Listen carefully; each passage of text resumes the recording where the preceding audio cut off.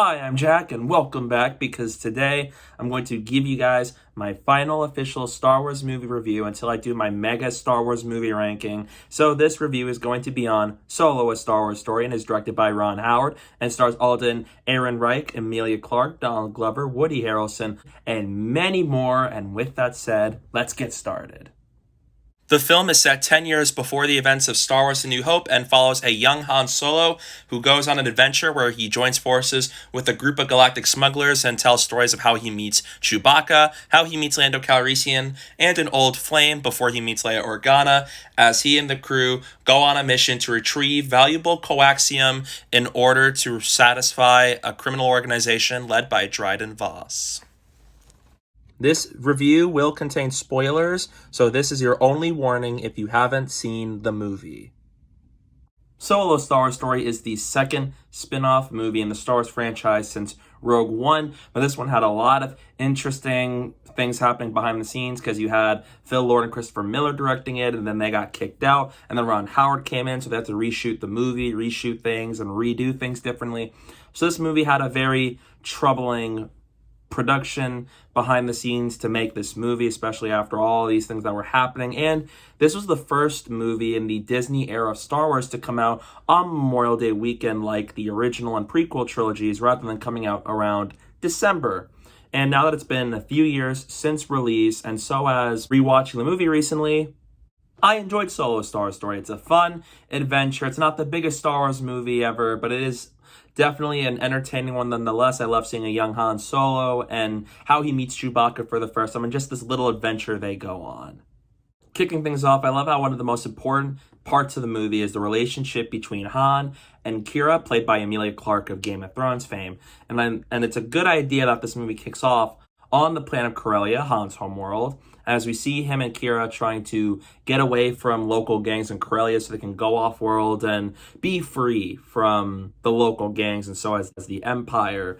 And I love how, from that moment, apparently once they were about to get through, Qi'ra gets captured, then Han gets separated from her, and we find out that Han gets the surname of Solo that he is known for by an Imperial officer who gives him the name of Solo because he doesn't have a last name. He says, I don't have anybody around, so that he can join the Imperial Navy and hopes to become a great pilot and then come back to rescue Qi'ra. And then we flash forward to 3 years later, where we see him serving as a member of the infantry, and he meets Tobias Beckett, played by Woody Harrelson, and Val, played by Thandiwe Newton. I like how it opens. I think it's a strong way to kick off this story, especially with the focus point being between Han and Qi'ra's relationship. And you get a reason for why Han is doing this and why he is joining the Imperial Navy. And so, as we know, a goal he has throughout the movie. So we immediately know right from the get-go what his motivation is, what he's trying to do, and how he's going to want to accomplish that.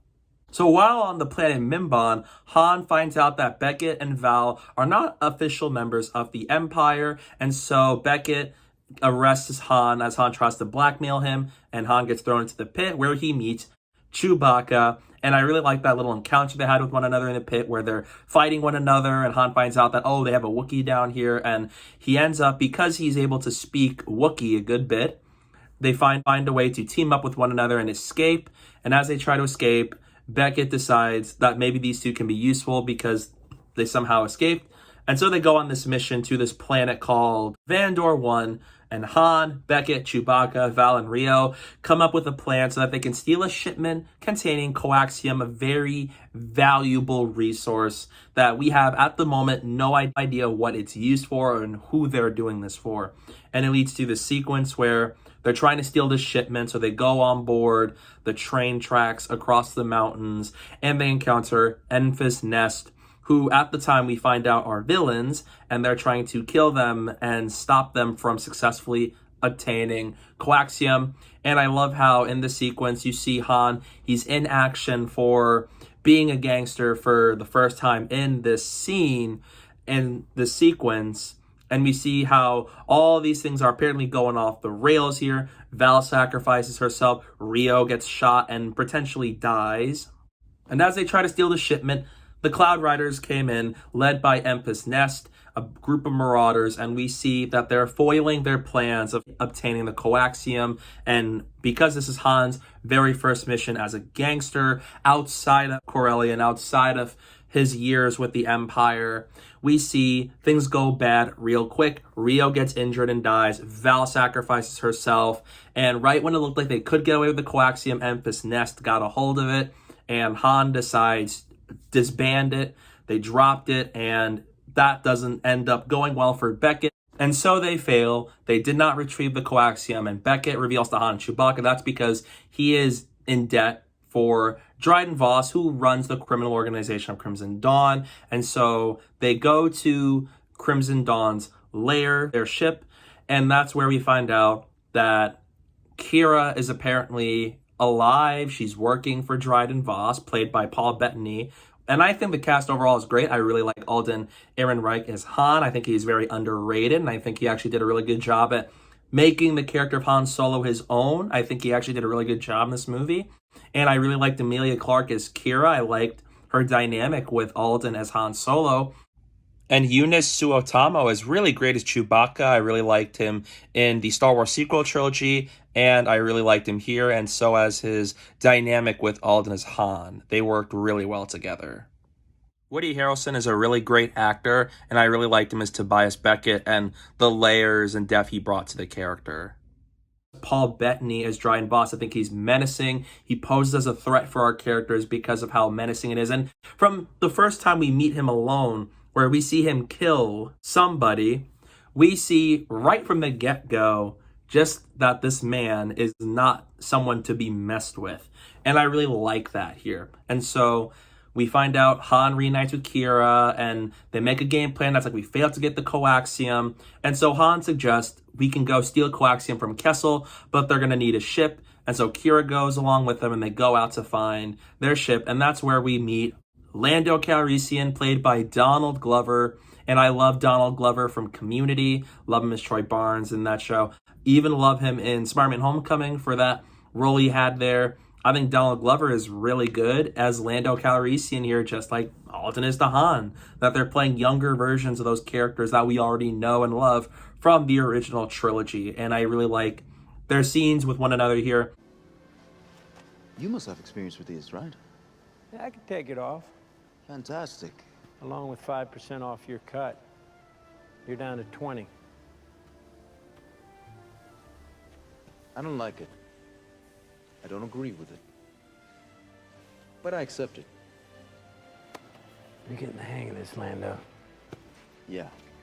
They go on the Falcon, and they head off to Kessel, which is overrun by the Pike Syndicate, another sinister criminal organization in the galaxy. And Han, Beckett, Qi'ra, Chewbacca, Lando, and L3, they all form a plan for what they're going to do to steal the coaxium. And we see here just how dangerous Kessel is, and just the problems here with what's happening with the people there, and the Pikes being sinister.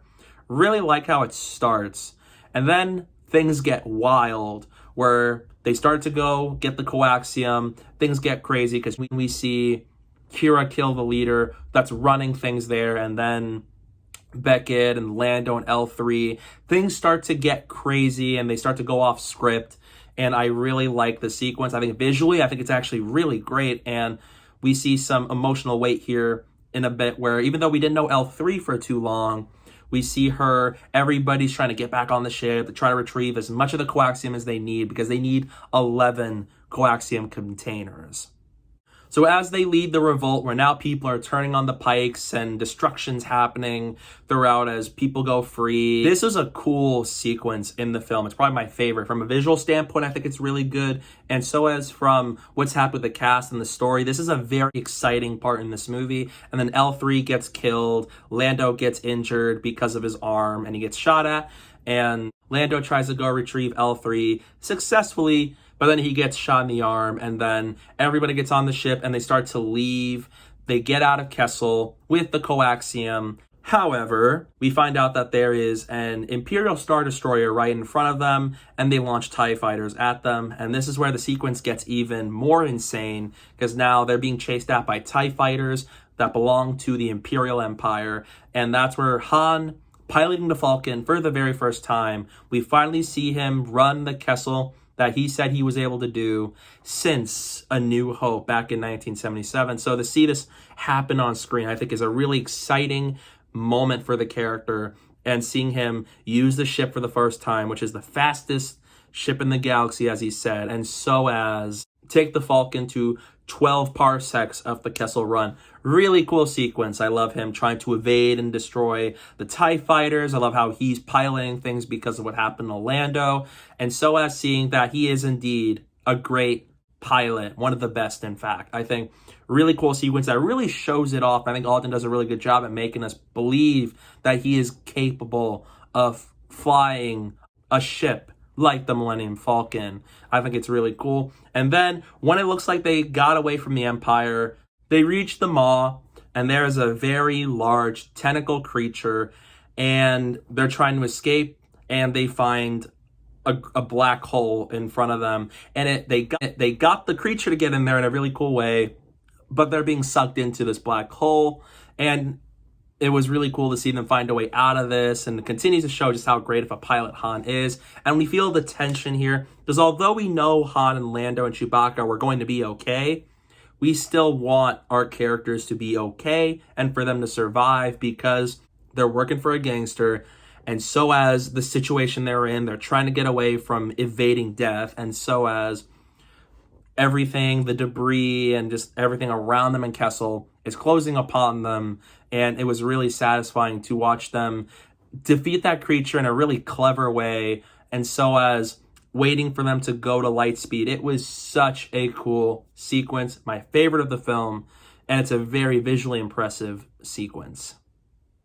So they crash land on the planet Savareen with the coaxium and everybody. So although all three died, Lando sees the damage that happened to the Millennium Falcon and leaves Han and them on the planet. Then Enfys Nest arrives, and we find out that Enfys Nest aren't necessarily villains, but rather they're rebelling against the Empire because of how all of the pain that the Empire and the Pikes and the Crimson Dawn, all these crime syndicates cause to their families and their world. They're trying to fight back against them, and we find out that maybe they're not the villains here, and that we should really be trying to overthrow Dryden Vos and Crimson Dawn. I really like that twist, that Enfys Nest aren't necessarily the villains of the film. I think it actually worked well, and we see Han start to be more sympathetic towards them. This is also a very fast-paced movie at that, which is really good because I love a well-paced movie. This is definitely one, especially with how long it took for them to get to the Kessel Run. Very fast-paced movie. Really like that. And so Han and Qi'ra and Chewbacca, they go to Vos with the coaxium, especially as Beckett talks to him about leaving and feeling like retiring from the business and going to Tatooine. However, Vos finds out that they're lying. That's not the real coaxium, because if you were to move coaxium and even go at quick speeds, because they went from Kessel to here, coaxium would not just stay stable, it would be going berserk. And then we find out that Vos knows that he's being double-crossed by them, and we find out that the traitor is actually Tobias Beckett himself. Something that also really shocked me because of the fact that it's like this man that Han thought he trusted ended up being the one that backstabbed him in the back, and so as him telling Han, like I told you, kid, expect that, don't trust anyone, something like don't trust anyone and you'll never be disappointed. And Han and Qi'ra stay behind as Beckett takes the coaxium for himself and has Chewie go with him. And then it leads to a fight sequence where Qi'ra and Han, they're taking on Dryden Vos and twist and turns. It looks like they're betraying one another. And then they got to Vos and Qi'ra kills him. And right when it looks like that happens, Han and Qi'ra have one moment, which presumably could be the last moment they've ever had in the galaxy, considering what happens to Han later. They talk about how Han needs to go save Chewie and to smile every once in a while. Quite a lot of double crossing happens in this movie. Beckett tells Vos that he was going to be backstabbed by Han and them. Beckett betrays Vos, has Chewbacca take the coaxium for him, and then in the fight sequence with Han, Qi'ra, and Vos, Han, Qi'ra fight Dryden, and then it looked like Qi'ra was going to backstab Han, only for Qi'ra to backstab Vos. A lot of that happens here, and then Qi'ra kills Vos, sends Han after Beckett and them, where Beckett and Chewbacca are getting away with the coaxium, and then Han comes in And they have a little standoff, which I think is really great. I love what they did with the characters of Han and Beckett in this movie. And it was a very satisfying moment to when Han shoots Beckett. And then we go back to Qi'ra. The horror room gets darker, and she's talking to a mysterious figure who we don't quite know who it is yet, that Beckett betrayed them, has killed Vos, and so has what happened with the coaxium. And then we find out that this mysterious figure she's talking to is Darth Maul. And this is his first live-action appearance since The Phantom Menace, and so as voiced by Sam Witwer, who played the character in the Star Wars The Clone Wars and Star Wars Rebels fabulously. So it's really cool to see Darth Maul in live action for the first time since Phantom Menace, but also just to see the character again. I think he's a really good Star Wars character. And Darth Maul tells Qi'ra to meet him on Dathomir and that they were going to be working a lot more closely in the future. And so Han and Chewbacca, they look out at the ship, and Qi'ra looks down on them and she leaves. I really wish we got a sequel because there was potential for there to be a follow-up to follow another story of young Han and Chewbacca. And especially with this, it's like, I'm still wondering to this day, do Han and Qi'ra ever meet up again after that? Or is that the last time they ever see each other? Because we know what happens to Han later on, especially all the way to Force Awakens. So I've always wondered what happened to those two. And I wish we got a sequel because I loved Alden Ehrenreich and Emilia Clarke here. And so as their characters, and I really want to know what happens to them. And so Han and Chewbacca go back to Empress Nest in the Cloud Rise. They give them the coaxium, and Empress Nest offers them a chance to be part of their rebellion against the Empire, and then Han declines. And so they go to another planet where they reunite with Lando, and they have another card game where Han faces off against Lando in cards, and realizing of this trick that Lando did last time, Han steals the card in secret, and he wins Sabacc to the point where Han won the Millennium Falcon. So this is where we can finally see that Han has the Falcon, just like he did in the original trilogy, especially all the way to Force Awakens. And then it ends where Han and Chewbacca, they're on the Falcon, they talk about, this potential gig on Tatooine, and they go to Lightspeed, and that's the end of this film. This is a very underrated Star Wars movie. I do wish we could have had more of some characters. I love Donald Glover's Lando, and I wanted more of him, and so is some other characters, and I do think it's not the most biggest Star Wars movie. It doesn't have as many twists and turns, even though there are a few good ones here. But it's still a fun movie. It's well-paced. The cast is good. I think it's visually solid and has a pretty underrated score in Star Wars movies, too. I enjoyed this movie. It's a bummer it bombed, especially with a lot of the production, and it came too close to the release of Star Wars The Last Jedi, which was controversial at the time. So it's a bummer it bombed because I really enjoyed this movie, and I would have loved to have seen a follow-up to this. So in the end, I'm going to give Solo: A Star Wars Story a B+. I really enjoyed Solo. It's a fun little adventure in the Star Wars universe. Sure, it's not the most bombastic Star Wars movie, but it's always a good time to watch this movie, and I would have loved to have seen a sequel because of the little breadcrumbs they left with Qi'ra and Darth Maul. And so as I love seeing how he met Lando and Chewbacca and how he got the Millennium Falcon. I really enjoyed the movie. Would have loved to have seen a sequel, and I think it could have done better if they simply moved the release date back by quite a few months. So yeah, those are my thoughts on Solo: A Star Wars Story. What are your thoughts on this movie? Let me know down below in the comment section. I'd love to hear it. And stay tuned. I'm going to have a ranking video of all the Star Wars movies with the originals, the prequels, the sequels, and the spin-offs coming up soon. Really excited to do that video. Hopefully you guys will stay tuned for that. And don't forget to follow me on social media. My username is down below at the bottom of the screen and in the description below. So please go do that while you're at it. And thank you guys so much for watching, and don't forget to hit that like button and the subscribe button, and stay tuned for more. I might be the only person. Who knows what you really are? What's that?